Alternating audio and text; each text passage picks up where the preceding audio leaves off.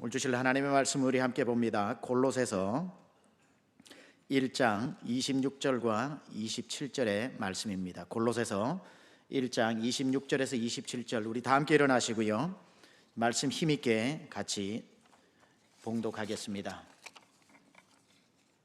시작.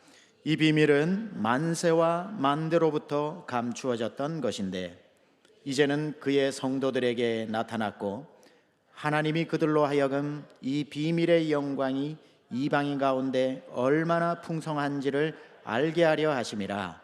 이 비밀은 너희 안에 계신 그리스도시니 곧 영광의 소망이니라. 아멘. 오늘 우리 암송구절 같이 누가복음 2장 14절 지극히 높은 곳에서는 하나님께 영광이, 우리 잘 아시죠? 암송합니다. 시작. 지극히 높은 곳에서는 하나님께 영광이요 땅에서는 기뻐하심을 입은 사람들 중에 평화로다 하니라. 누가복음 2장 14절 말씀 주먹 쥐고 따라합니다. 주의 말씀은 내 발의 등이요 내 길의 빛이니이다. 한 해가 가기 전에 기필코 통독하리라. 아멘. 우리 앉으시겠습니다. 여러분은 은사를 받으셨는데 안 하시면서도 따라하는 은사를 받으신 것 같습니다.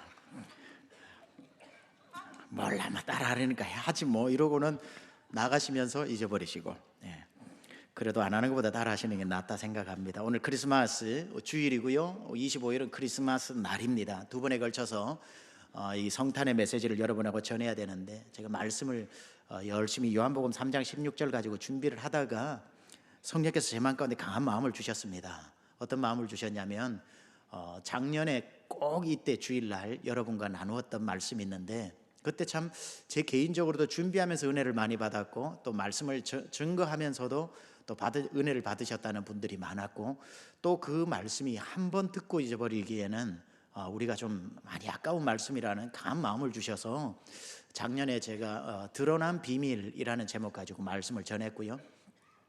그 영상도 한번 보면서 막 어떤 사람이 페인트로 그림을 그리는데 마지막에 딱 뒤집으니까 예수님 얼굴 나왔던 그 설교를 말하는 겁니다.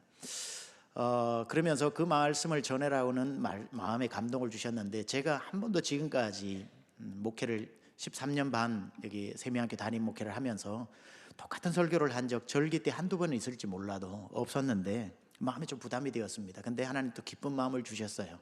그래서 뭐 그 원고를 그대로 가지고 제가 설교를 할 수 없기 때문에 그 프레임을 그대로 가지되 제가 다시 새롭게 이렇게 말씀을 근데 한 70% 정도는 작년에 말씀하고 겹치는 부분들이 있는데 오늘 이 드러난 비밀이 작년도 제목이었는데 또 제목을 너무 똑같이 하면 그럴 것 같아서 밝혀진 비밀이라고, 뭐 그거나 이거나 똑같은 건데 그래도 제목까지 바꾸어가지고 오늘 말씀을 여러분과 나누게 되었습니다. 제가 한 2주 전에 구약의 역사를 어린 양 기다리는 역사다라고 했는데 오늘은 똑같은 맥락에서 구약을 조금 다른 용어로 표현을 해보려고 합니다.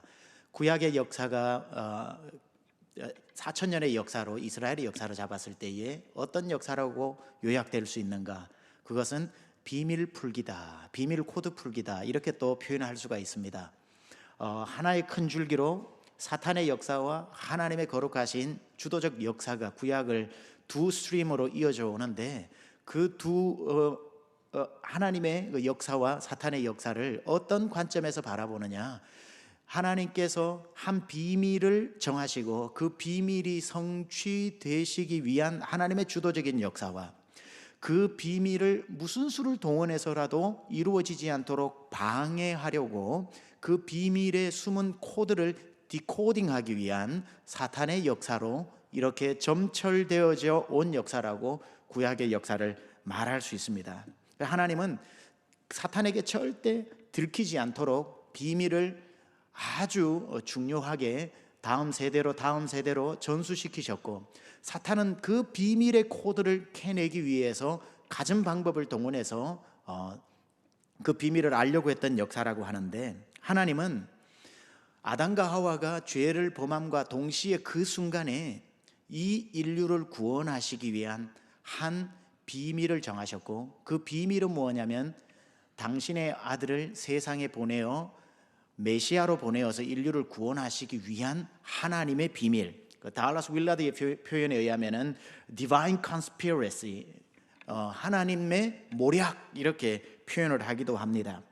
당신의 아들을 보내려고 하는 하나님의 비밀과 그 아들이 어디에서 태어나고 어디로 오고 무슨 방법으로 오는지를 최대한 찾아내어서 미리 메시아가 오기 전에 그 조상을 죽이든지 멸절시키든지, 똑같은 말이죠. 어떤 방법을 통해서든지 그 비밀이 이루어지지 않도록 하는 것이 바로 사탄의 목적이었고, 그것을 반드시 이루는 것을 하나님의 비밀과 계획이라고 해서 이걸 다른 말로 구속사라고 하는 겁니다. Salvation History, 하나님께서 어떻게 구원의 역사를 이루어 오셨는가.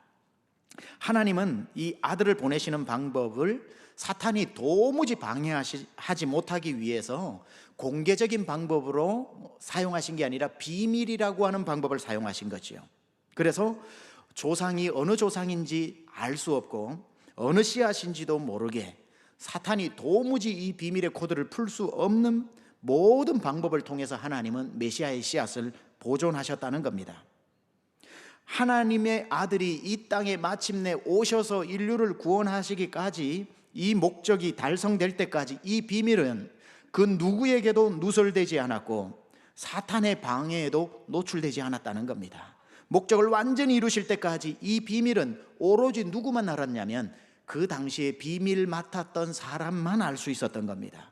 그 비밀 맡았던 사람에게 조심스럽게 노출되어졌고, 그는 그 다음 세대에 이 비밀을 조심스럽게 전수하면서 예수 그리스도가 오실 때까지 이 비밀이 유지되어졌던 것인데, 이 비밀 맡은 사람들조차도 그 비밀의 완전한 그림을 알 수 없었다는 겁니다. 그저 큰 그림 속에, 만 개의 퍼즐 속에 하나의 퍼즐을 맡은 것처럼 이 퍼즐을 자기의 사명 따라 끼우고 그 다음 사람이 두세 개의 퍼즐을 받아서 끼움으로써 메시아라고 하는 그림이 점점 구체화되어져 갔던 거죠. 따라서 내가 비밀을 맡았다고 해도 이 비밀이 어떤 그림으로 나중에 나타날지는 그들조차도 몰랐던 겁니다.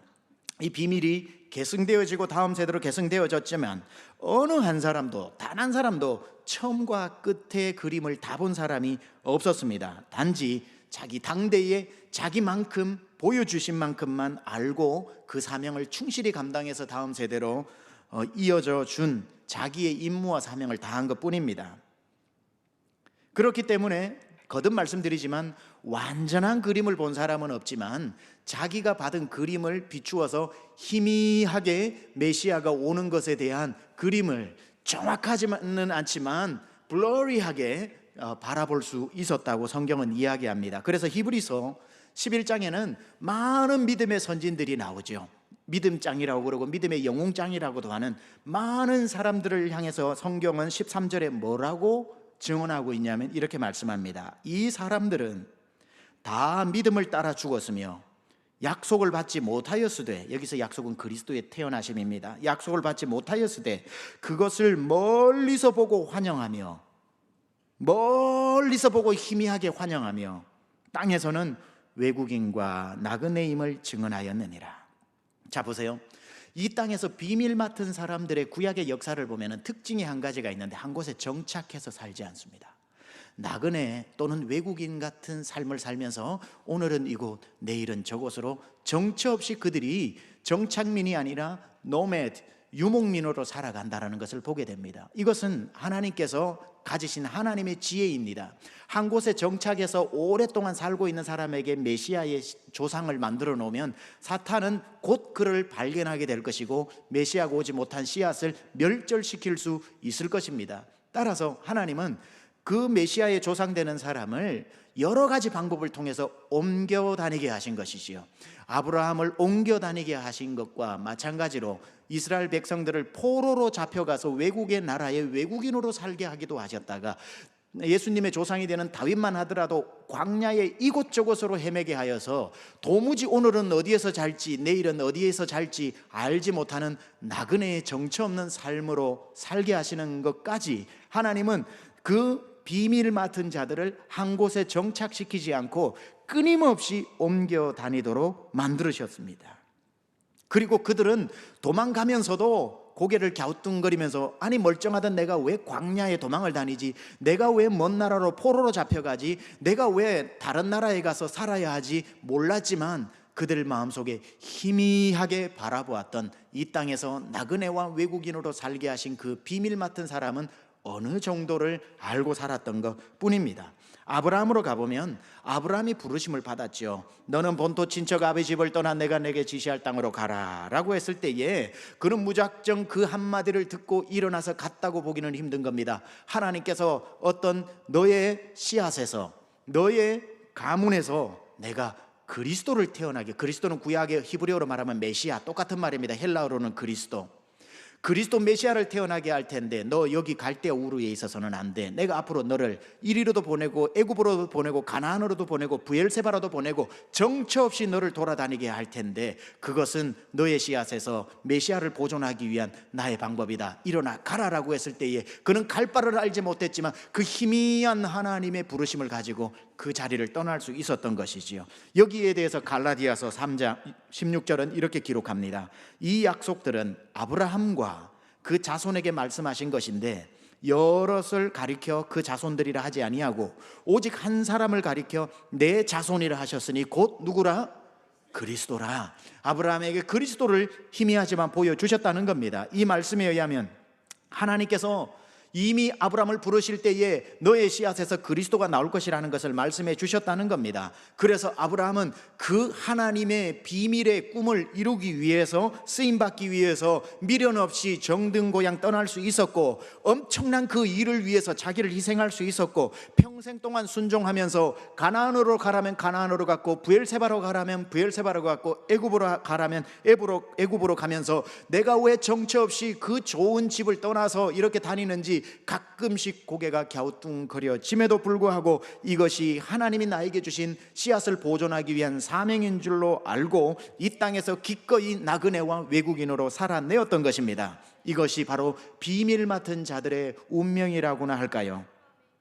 그런데 그것도 시간이 가면서 하나님이 갈대아 우르에서 불러주셨던 그 비전이 희미할 때 되면 하나님은 다시 아브라함에게 나타나셔서 메시아에 대한 그림을 또 보여주셨습니다. 제가 2주 전에 이야기한 창세기 22장에 나오는 아들 이삭을 모리아산에서 바치라고 했을 때에 그 아들을 죽이려고 할 때 숲풀 사이에 어린 양 한 마리가 매 하고 걸려 있으면서 그 어린 양으로 네 아들 이삭의 생명을 대신하라라는 것을 아브라함이 그 모리아산에서 받으면서 내 씨앗에서 나올 그 메시아는 바로 내 아들 살려낸 저 양처럼 어린 양의 모습으로 오시는구나 라는 것을 아브라함은 또 만 개의 퍼즐에 또 하나의 퍼즐을 찾아낸 거죠.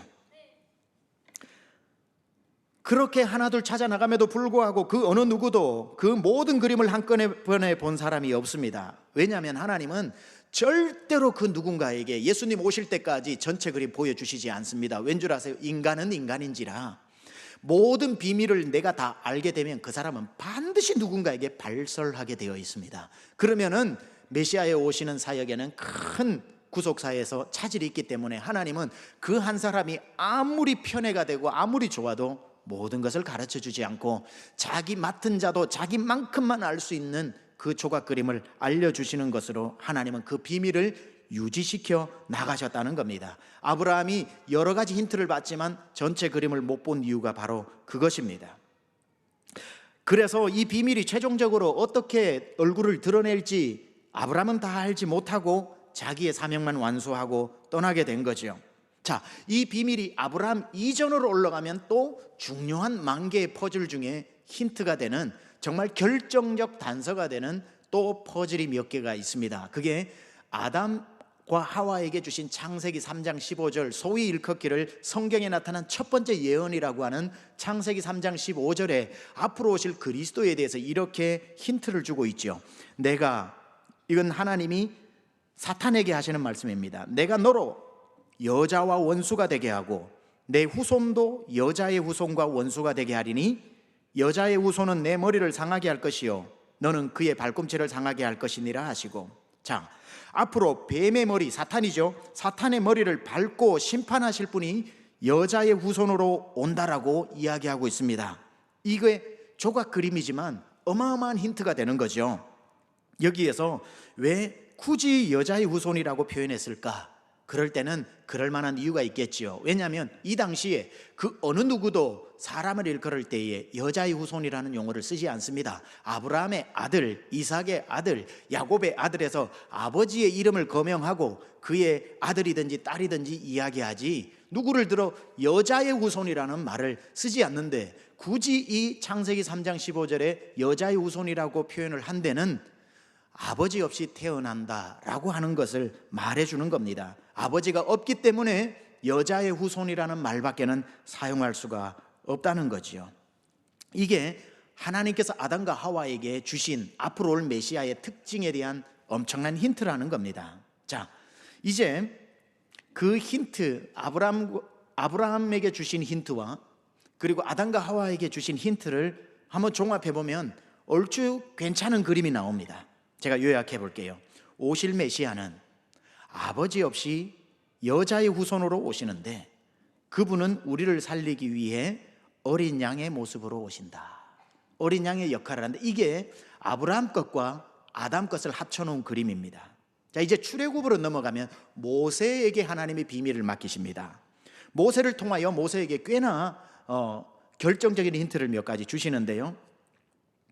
어린 양으로 온다라고 하는 것은 아브라함에게 줬는데, 어린 양이 와서 뭘 하는지는 잘 모르는데, 이제 모세에게는 어린 양으로 오신 그분이 하는 역할을 말씀해 주는데, 제가 2주 전에 설교했던 그 어린 양은 출애굽기 12장에 나오는 것처럼 애굽 백성이든지 이스라엘 백성이든지 아무 상관없이 누구든지 어린 양을 잡아 그 피를 문설주에 바르면 그 유월절에 죽음을 보지 않고 넘어간다라고 하는 것을 보면서, 모세가 이것을 직접 지시하면서 아브라함을 통해 가지고 보여주셨던 그 어린 양의 역할은 그 피를 흘림으로 말미암아 우리가 죽음을 보지 않고 살아나는구나 라고 하는 어린 양으로 오신 그분의 역할을 알게 되는 거죠. 자, 이 세 가지 힌트를 제가 또 합쳐봅니다. 처녀의 몸에서 태어날 여자의 몸에서 태어날 메시아는 이삭을 살리는 어린 양의 모습으로 오시는데, 그 어린 양의 피로 우리를 살려주시겠구나.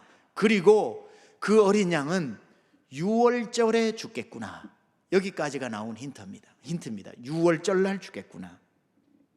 모세는 또 하나님으로부터 한 가지 더 힌트를 받죠. 광야에서 백성들이 목이 말라 죽으려고 합니다. 그때에 반석을 막대기로 쳐서 물이 나오죠. 그 물로 거반 죽을 뻔한 사람들이 살아나게 되었습니다. 그걸 보면서 모세는 하나님으로부터 또 그 순간의 비밀을 깨닫게 된 거죠. 앞으로 오실 메시아가 반석에서 물이 나와서 백성을 살리는 것처럼 반석으로 오시고 그 반석된 몸에서 물이 나와서 죽게 된 우리를 살리시겠구나 라고, 그 앞으로 오실 메시아의 역할이 생수의 역할을 하고 그의 몸은 반석의 역할을 한다는 것을 알게 된 것 같습니다. 왜냐하면 이것에 대해서 예수님이 친히 요한복음 7장 37절 38절에 이렇게 증언하셨습니다. 명절 끝날 곧 큰 날에 예수께서 서서 외쳐 이르시되 누구든지 목마르거든 내게로 와서 마시라. 나를 믿는 자는 성경의 이름과 같이 그 배에서 생수의 강이 흘러나오리라 하시니, 예수님을 생수라고, 모세가 그 반석에서 나와서 물이 나와서 백성을 살렸던 그 생수로 자기 자신을 비유하고 있습니다. 그러면 생수라고 하는데 예수님 자신은 누구라고 비유를 하고 있는가? 고린도전서 10장 1절 4절에는 그 옛날 광야 시절에 모세가 반석에서 물을 내서 백성을 살렸던 것과 예수님을 이렇게 비유하고 있습니다. 형제들아, 나는 너희가 알지 못하기를 원하지 아니하노니 우리 조상들이 다 구름 아래에 있고 바다 가운데로 지나며 홍해를 지나간 걸 말하죠. 모세에게 속하여 다 구름과 바다에서 침례를 받고, 여기서 홍해를 지난 걸 침례받은 걸로 얘기합니다. 다 같은 신령한 음식을 먹었으며 다 같은 신령한 음료를 마셨으니, 반석에서 물 나온 거죠. 신령한 음료를 마셨으니 이는 그들을 따르는 신령한 반석에서 나오는 물을 마셨는데 그 반석은 곧 누구라? 그리스도라. 모세는 또 여기에서 바로 이스라엘 백성들이 반석에서 물이 나오는 것이, 반석은 그리스도였고 반석에서 물이 나오는 것은 예수님 몸에서 나오는 물과 피였구나, 이걸 알게 된 거죠. 그리고는 또 한 가지, 반석에서 물이 나와서 목마른 백성들을 살리는 것과 똑같이 죽어가는 백성을 살린 또 한 가지 시그니피컨한 이 이벤트가 광야에서 일어나는데, 그게 뭐냐면 모든 백성들이 뱀에 물려 죽게 되었을 때에 구리뱀을 만들어서 장대 위에 세우고 그것을 바라볼 때 다 살아나는 방법을 가지고 모세는 또 한 가지 힌트를 받습니다. 앞으로 오실 메시아는 이 구리뱀이 여기에 매달려 가지고 있는 걸 쳐다볼 때 다 살아난 것처럼 그분은 나무에 달리시겠구나. 그리고 나무에 달린 그분을 쳐다보는 사람은 다 살아나겠구나. 민수기 21장 8절 9절이 이렇게 얘기합니다. 여호와께서 모세에게 이르시되 불뱀을 만들어 장대 위에 매달아라. 물린 자마다 그것을 보면 살리라. 모세가 놋뱀을 만들어 장대 위에 다니 뱀에게 물린 자가 놋뱀을 쳐다본 즉 모두 살더라. 모세가 이것을 보면서 희미해요. 완전한 그림 아니에요. 메시아가 이 지팡이에 달린 뱀처럼 십자가 나무 위에, 그게 십자가가 아니더라도 뭔지 모르지만 나무 위에 달림으로, 나무에 달린 뱀을 쳐다본 사람 다 살아난 것처럼 나무 위에 달린 그 메시아를 바라보면 다 살겠구나라고 하는 엄청난 힌트를 받게 되는 겁니다. 이 불뱀 사건이 예수님을 상징한다라고 하는 것은 예수님께서 친히 요한복음 3장 14절에 이렇게 말씀하셨기 때문입니다. 모세가 광야에서 뱀을 든 것 같이 인자도 들려야 하리라. 아니, 이 목사님 이게 말이 됩니까? 뱀은 저주받았는데 어떻게 예수님을 뱀에게 비유를 합니까? 예수님이 비유하신 겁니다. 그러면은 뱀은 저주를 받았는데 예수님은 저주를 안 받았는데 어떻게 비교가 가능합니까? 예수님은 저주 안 받으셨습니다. 그런데 예수님이 저주받은 뱀처럼 저주받은 몸으로 십자가에 달리셨는데 그 저주는 예수님의 저주가 아니라 우리의 저주였다는 거죠. 따라서 예수님은 마치 뱀처럼, 뱀이 아닌 그분이 저주받은 우리의 모습으로, 저주받은 자의 모습으로 십자가에 달리셨다는 것이고, 이것을 갈라디아서 3장 13절은 이렇게 증언하죠. 그리스도께서 우리를 위하여 저주를 받은 바 되사 율법의 저주에서 우리를 속량하셨으니 기록된 바 나무에 달린 자마다 저주 아래 있는 자라 하였습니다. 자, 모세까지, 아담, 아브라함, 모세까지 밝혀진 것을 여러분 기억 못하실까 봐 제가 또 요약해 드립니다. 여자의 후손으로 오실 그분은 대신 죽을 어린 양으로 오는데 그 어린 양은 제가 이게 읽을 때마다 저는 여러분에게 누구의 이름을 절대 말씀을 안 드리겠습니다. 근데 읽을 때마다 여러분 머릿속에 누구의 이름이 떠오르는지 스스로 점검해 보시라는 겁니다. 여자의 후손으로 오실 그분은 대신 죽을 어린 양으로 오는데 그 어린 양은 유월절 날에 죽을 것이며 그 죽는 방식은 모세가 들어올린 지팡이에 뱀이 달린 것처럼 나무 위에 달려서 반석에서 물이 나듯 피를 흘리는 방식으로 죽으실 것이고, 그 피는 그냥 피가 아니라 반석에서 물이 흘러나와 다 살아났던 것처럼 반석이신 그 몸에 흘러나오는 물과 피 때문에 모든 생명을 살릴 것이다. 저는 이름 말 안 했습니다. 여러분 머릿속에 누가 떠오르는지 계속 점검해 보세요.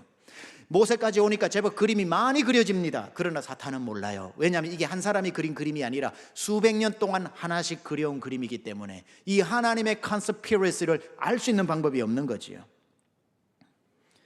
이렇게 하나님의 그림은 오차없이 하나하나 그려져 가는에도 불구하고 하나님의 비밀이 워낙 철저하다 보니까 사탄은 도무지 알아낼 수 없고, 한 사람 한 사람 비밀 맡은 자를 이리 흔들고 저리 흔들어서 그 계획을 흐트러 놓으려고 해도 하나님은 그때마다 이리 가게 하시고 저리 가게 하심으로 그 비밀을 유지시켜 나가셨다는 겁니다.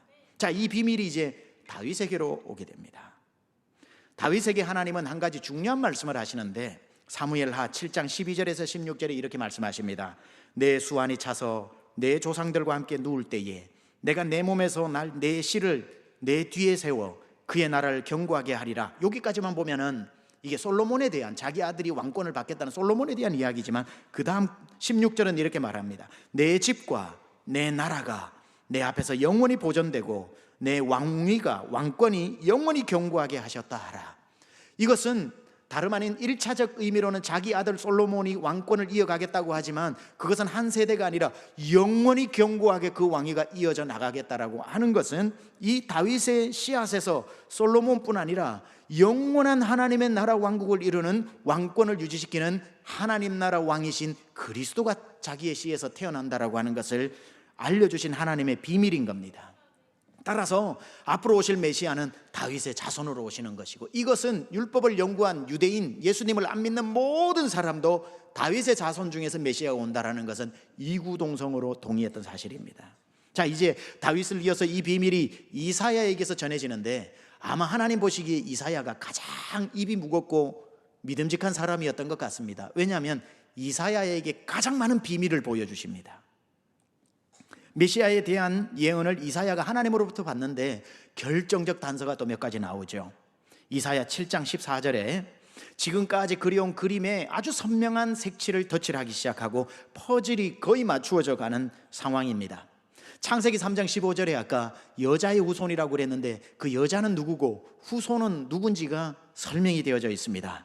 여기 7장 14절에 그러므로 주께서 친히 징조를 너희에게 보여주실 것이라. 보라, 처녀가 잉태하여 아들을 낳을 것이요 그의 이름을 임마누엘이라 하리라. 여기에는 세 가지 중요한 힌트가 있습니다. 첫째, 창세기 3장 15절에 말하는 여자의 후손이라고 할 때 그 여자는 처녀구나라는 것을 알게 되고, 여자의 후손이라고 그랬는데 후손은 아들도 되고 딸도 될 수 있을 텐데 여기 보니까 처녀가 아들을 낳는다고 하니까 아들이구나라는 것을 알고 그가 불려지는 별명이 임마누엘이 되겠구나라고 하는 세 가지를 이야기합니다. 자, 지금까지 또 이 이사야를 통해서 그 처녀의 몸을 가지고 태어나서 아들로 태어나서 임마누엘이라고 불릴 그가 장성하여 어디서 활동하는지 벌써 수백 년 전에 활동 무대까지 이렇게 설명을 해주고 있습니다. 이사야서 9장 1절입니다. 전에 고통받던 자들에게는 흑암이 없으리로다. 빛으로 오신 예수님이죠. 옛적에는 여호와께서 스불론 땅과 납달리 땅이 멸시를 당하게 하셨더니 후에는 해변길과 요단 저쪽 이방에 어디를? 갈릴리를 영화롭게 하셨느니라. 아, 갈릴리에서 활동을 하겠구나. 자, 지금까지 여러분 잊어버리지 않도록 제가 다시 한번 그림을 지금까지 하나님이 주신 그림 맞춰 보겠습니다. 여자는 다름 아닌 남자 모르는 처녀였고, 처녀의 몸에서 날 아이는 여자가 아니라 남자였고, 그 아기는 장차 사탄의 머리를 밟아 죽일 것이며 그는 십자가 나무에 달려서 우리의 저주를 속량하기 위해서 반석에서 물이 나오듯 육체에서 피를 흘려서 우리를 살릴 것이고, 그가 나무 위에서 죽는 날은 유월절이 될 것이고, 그는 다윗의 가문에서 나올 것이고 그의 이름이 임마누엘이라 불려질 것이고 주 활동 무대는 갈릴리가 될 것이다. 저는 누구라고 이런 말 안 했습니다. 그러나 구약에서 예언해 놓은 앞으로 메시아는 이게 충족되어져야 될 분이라는 겁니다. 이제 구약의 선지자가 미가에게로 넘어갑니다. 미가로 가면 중요한 또 예언 하나가, 그림 하나가 미가의 손에 쥐어지게 되는데 그 메시아가 어디서 태어나는지를 알려줍니다. 미가 5장 2절입니다. 베들레헴 에브라다야, 너는 유다 족속 중에 작을지라도 이스라엘 다스릴 자가 내게서 내게로 나올 것이라. 그의 근본은 상고에 영원히 있느니라. 아, 앞으로 메시아는 베들레헴에서 태어나겠구나. 놀랍지 않습니까? 이사야가 예언한 이스라엘을 경고하게 할 메시아의 탄생이 베들레헴에서 이루어진다고 이야기하는 겁니다. 그리고 이제 스가랴 선지자로 넘어가면은 이 메시아가 앞으로 베들레헴에서 태어나서 갈릴리에서 활동을 하다가 나무 위에 달리기 위해서 달리러 갈 때에 어떤 모습으로 등장하는지를 스가랴 9장 9절은 이렇게 예언합니다. 시온에 따라 크게 기뻐할지어다. 예루살렘에 따라 즐거이 부를지어다. 보라, 내 왕이 내게 임하시나니 그는 공의로우시며 구원을 베푸시며 겸손하여 나귀를 타시나니 나귀의 작은 것 곧 나귀 새끼니라.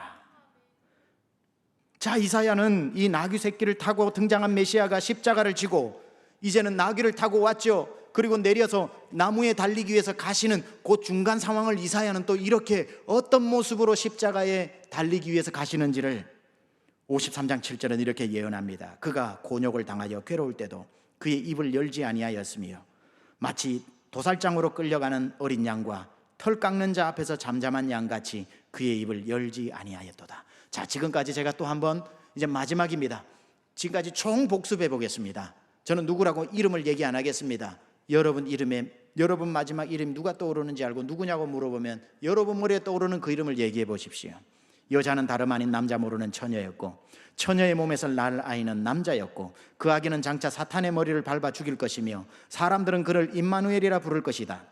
그는 베들레헴에서 태어날 것이고 어른이 되어 활동 무대는 갈릴리가 될 것이다. 그리고 그는 마지막 죽기 위해 예루살렘으로 올 때에는 나귀를 타고 입성할 것이며 나귀에서 내려서는 십자가에 달리기 위해 사형장으로 끌려갈 때 그의 모습은 도살장으로 끌려가는 어린 양처럼 잠잠하여 말도 하지 않고 고난을 당하면서 끌려갈 것이다. 그리고 죽을 때는 저주받은 뱀처럼 나무 위에 매달려서 죽게 될 것이다. 그가 나무에 매달리는 그날은 정확히 유월절이 되어야 할 것이며 그가 나무 위에서 반석에서 물이 나와 이스라엘 백성을 살렸듯 몸에서 물 한 방울 피 한 방울 남기지 않고 모두 쏟을 것이고 그 쏟아 나온 피 한 방울 남기지 않는 것 때문에 온 인류가 살아날 것이다. 이분의 이름이 누굽니까?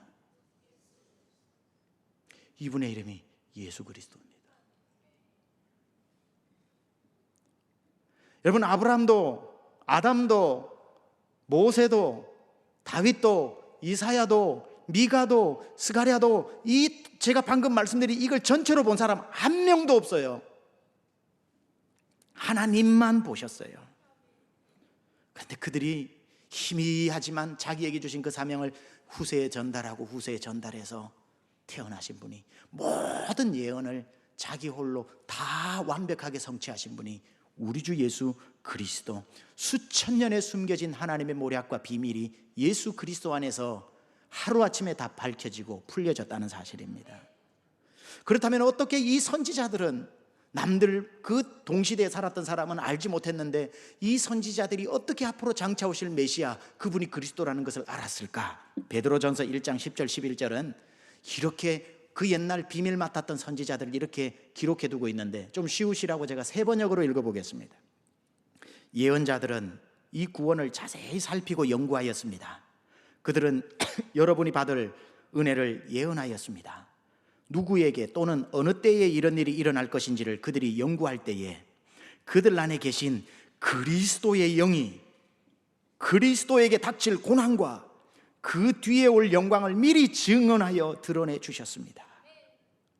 예언자들은 자기들이 섬긴 그 일들이 자기들을 위한 것이 아니라 오늘 저와 여러분, 후세의 여러분을 위한 것임을 계시로 알게 되었습니다.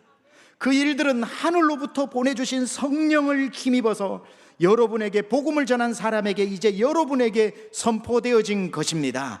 그 비밀은 너무나도 중요해서 천사들도 보고 싶어하는 것이었습니다. 그 비밀이 얼마나 극비였으면 하나님의 일을 수행한다는 천사들에게도 알려주시지 않은 비밀이었습니다. 천사들도 궁금했던 비밀, 메시아를 보내는 하나님의 숨겨진 비밀. 예수 그리스도는 6,000년간 감추어져 있었던 하나님의 비밀. 그런데 그 모든 비밀이 저와 여러분이 믿는 예수 그리스도 안에서 풀려졌다는 사실입니다. 아브라함이 보았던 수풀에 걸린 어린 양, 모세가 보았던 유월절 어린 양, 이사야가 보았던 도살장으로 끌려가는 어린 양, 제사장들이 아침 저녁으로 제사를 지내면서 보았던 그 어린 양, 그 모든 어린 양이 하나님으로부터 보내심 받은 하나님의 어린 양 예수 안에서 성취되었다는 겁니다. 여러분, 신구약은 말할 것도, 신약은 예수 그리스도에 대한 이야기니까 구약 39권 모두 모세오경 토라와 14권의 선지서와 그리고 시가서와 역사서와 이 모든 것이 예수 그리스도를 말씀하고 있다는 건 여러분 인정하십니까? 성경의 모든 39권은 예수 그리스도의 비밀을 담은 책입니다.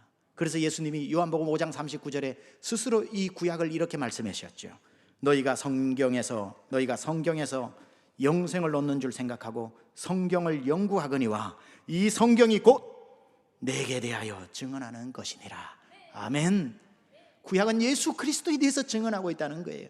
여러분, 누가복음 24장에 보면은 예수님이 돌아가시고 난 뒤에 부활한 것도 모르고 그의 제자 2명은 엠마오로 내려가면서 깊은 디프레션에 빠져 있었을 때에 예수님이 그들 옆에 나타나가지고 그에게 성경을 펴서 읽어줄 때에 그들의 눈이 열리고 마음이 뜨거워졌다고 그랬는데, 예수님이 그 옆에 나타나셔가지고 구약에 대해서 무엇을 가르쳐 주었길래 눈이 열리고 마음이 뜨거워졌을까요?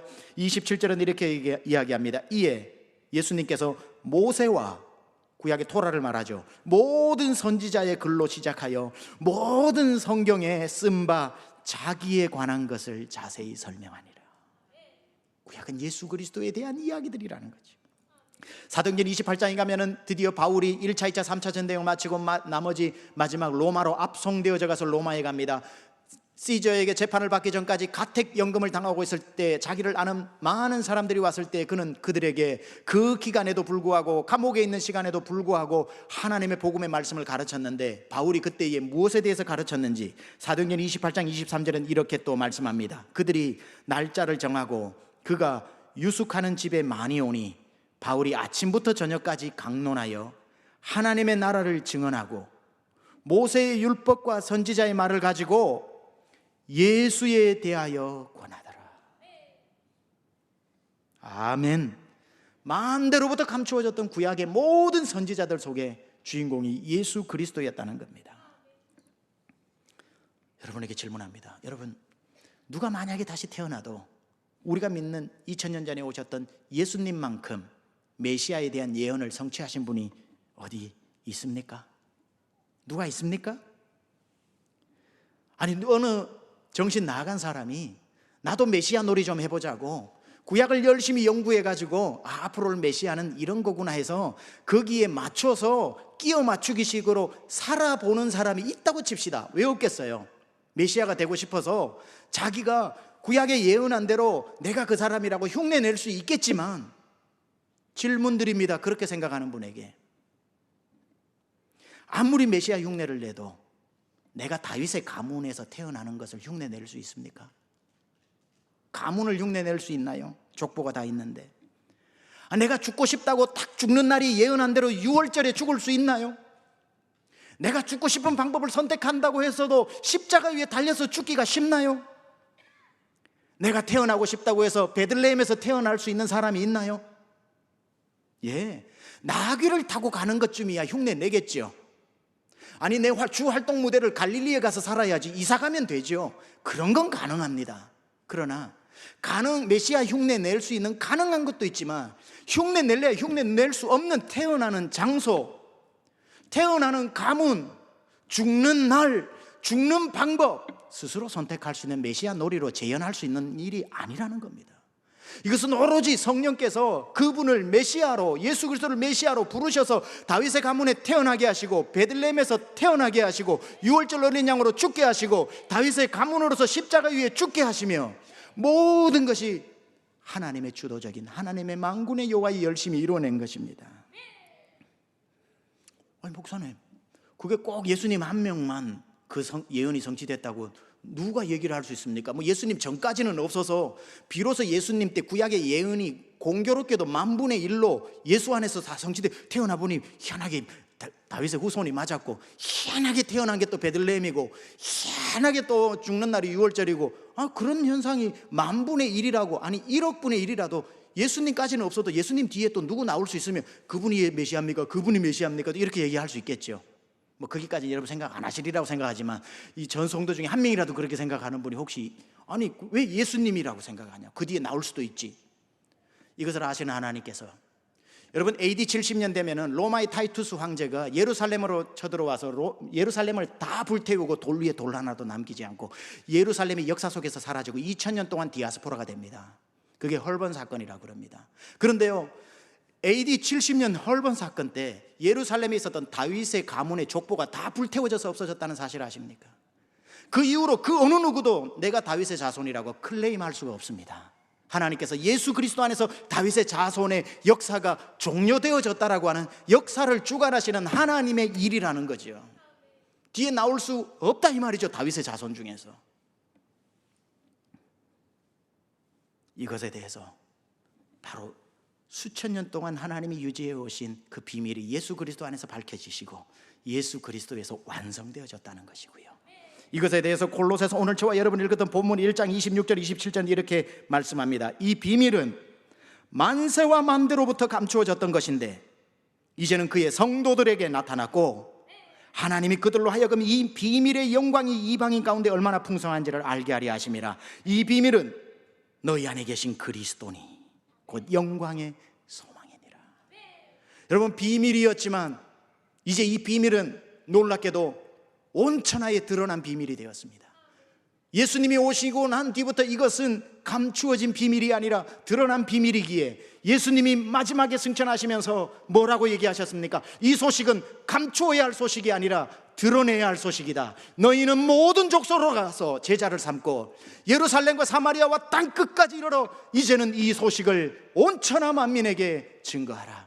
예수님 탄생하면서 비밀이 열려버렸을 때에 목자들에게 나타나서 이 메시아 나심을 알리라. 동방박사 다른 나라에 있는 박사들에게 나타나서 메시아가 나셨다고 말씀하시고, 그 여인들에게 나타나셔서 메시아의 나심을 말씀하시고, 예수님이 이제 우리를 불러 너희가 땅끝까지 이르러 나의 증인이 되라 말씀하셨습니다.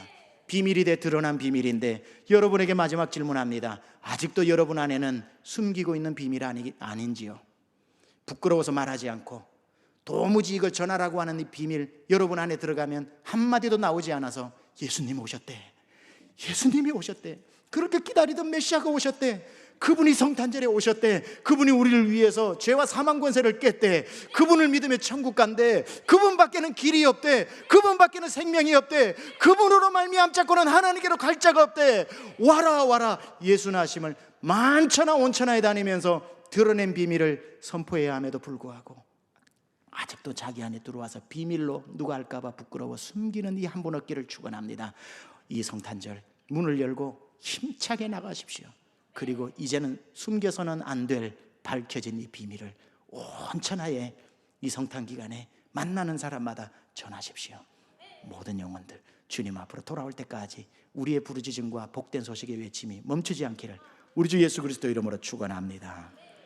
하나님, 오늘 구약에서 하나님께서 비밀 맡은 자들에게 전수시켜 주셨던 그 엄청난 그림을 하나하나 더듬어 보면서 이분이 바로 우리가 믿는 예수 그리스도 안에서 완성되어지고 성취되어졌음을 가슴 뛰게 살펴보았습니다. 하나님, 천사들도 알고 싶었던 그가 누군지 그 비밀이 이 땅에 오신 것으로 끝나는 게 아니라 천사도 궁금했던 그 비밀 예수 그리스도가 지금 우리 안에 계시다고 하는 기적, 이게 기적이 아니고 뭐가 기적이겠으며, 하나님, 이게 놀랍지 않으면 무슨 소식이 놀라운 소식이겠습니까? 하나님, 우리 안에 들어온 귀하신 이름 예수 그리스도, 이 성탄의 기간에 가는 곳마다 이제는 숨겨서는 안 될 밝혀진 비밀 예수 그리스도 증거하면서 살아가는 저희 모두 되게 하여 주옵소서. 하나님, 우리 사랑하는 세미한교회 모든 성도님들, 성탄의 기간에 하늘 문을 여시고 하나님께서 두 손 들어 축복하시며 복의 복을 더하여 주옵소서. 예수님의 귀하신 이름으로 감사드리며 기도드려사옵나이다. 아멘. 이 기쁜 소식을 위해서 다 함께 일어나셔서 찬송합니다. 기쁘다 구주 오셨네.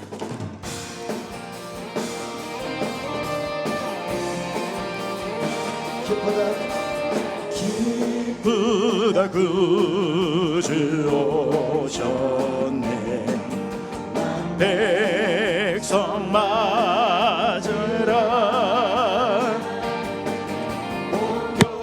교회여 다 일어나. 나 찬양하여라. 나 찬양하여라. 나 찬양하여라. 구세주 탄생했으니, 구세주 탄생했으니 다 찬양하여라.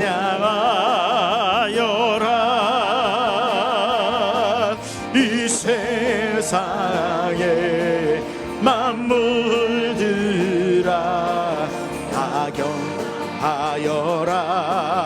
다 화답하여라.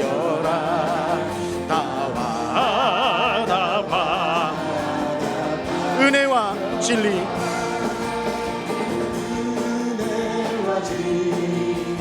되신 주 다 주관하시니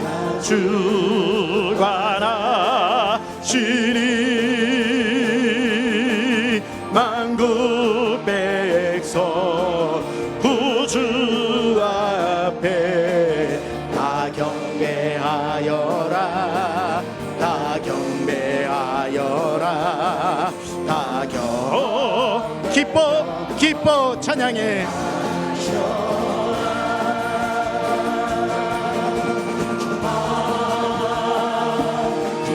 찬양해. 지는 기쁨 말할 수 없네. 기뻐 찬양해. 기뻐 찬양해. 영원 기뻐. 우리 다시 한번 기뻐 찬양해. 기뻐 찬양해. 지는 기쁨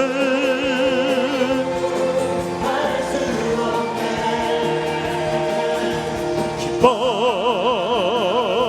기뻐 찬양해. 내 영혼 기뻐. 은혜와 진리 되신 주, 은혜와 진리 되신 주 주관하시니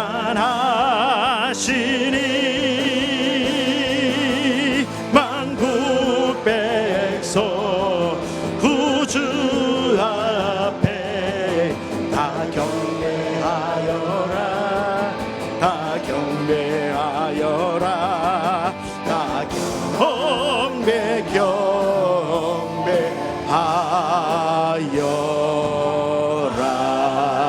할렐루야. 아멘. 주여 감사합니다. 하나님, 하나님의 비밀 예수 그리스도, 그 비밀이 성취되었고 그 비밀이신 예수 그리스도가 절 찾아오셨고 그 비밀이신 예수 그리스도께서 제 안에 계시는 구세주가 되어주셔서 감사합니다. 하나님, 우리 사랑하는 모든 우리 세미한 권속들 안에 역사하여 주셔서 떠나지 마시고 지켜주시고 2015년도도 하나님이 그렇게 예수 그리스도의 권능으로 우리를 견인시켜 주시고 인도하여 주시고 악한 데서 보호하여 주시고 위험 가운데서 건져 주셨으니 감사합니다. 2016년도에도 예수 권능 붙잡고 흔들리지 아니하리라. 예수의 능력이 우리 안에서 살아있게 하시고 하나님 아버지, 이 비밀의 능력의 권세가 우리의 입을 통해 온 천하에 선포되어지게 하여 주시옵소서. 우리 사랑하는 모든 성도의 기업과 가정 위에 만복으로 하나님 채워 주옵소서. 하나님, 이 시간에 육신의 질병이 있는 성도 나사렛 예수 이름으로 치료하여 주시고 깨끗이 낫게 하여 주옵소서. 2015년도 경제적인 어려움 가운데 하나님 아버지 허리띠를 졸라매며 어렵게 믿음 포기하지 않고 달려온 성도 있다면 2016년도에 하늘의 문을 열어 주시옵소서. 자녀의 믿음이 주님 앞으로 돌아오고 가정의 믿음이 회복되어지고 하나님의 능력과 권세가 임하게 하여 주시고 모든 염려 근심 나사렛 예수 이름으로 한 길로 와서 일곱 길로 떠나갈지어다. 하나님의 은혜와 능력이 임할 줄로 믿고 감사드립니다. 이제는 우리 주 예수 그리스도의 은혜와 하나님 아버지의 놀라우신 사랑하심과 지금도 우리 안에서 우리를 하나님 앞으로 인도하며 우리를 뜨겁게 감동시키며 말할 수 없는 탄식으로 우리를 중보하시는 성령님의 내주교통 역사하심이 이제는 어린 양 예수 그리스도를 온 천하에 선포하면서 살기로 결단하고 다짐하고 은혜 받고 돌아가는 사랑하는 심령들 머리머리 위에 지금부터 영원토록 함께 하옵시기를 간절히 축원하옵나이다. 아멘.